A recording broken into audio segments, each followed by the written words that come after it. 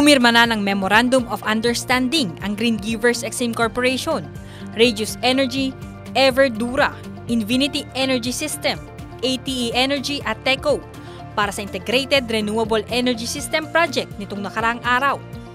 Ang nasabing proyekto ay naglalayo na matulungan ang lugar sa Pilipinas, lalo na ang Candaba Swamp pagdating sa energy system.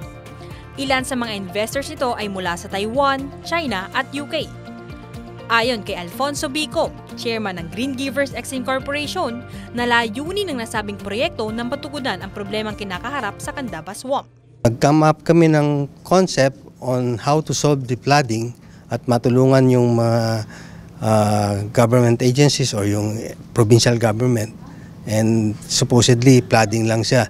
But since we have ample amount of water na nandyan, might as well integrate it to something that can generate electricity and can supply water, potable water to the area. Dagdag pa ni Jan Arenas, President at CEO ng PNOC Renewable Corporation, na malaki ang maitutulong nito sa ating bansa. It will bring the cost of electricity down, and I believe our President, no less than our President, has been encouraging everyone to use renewable.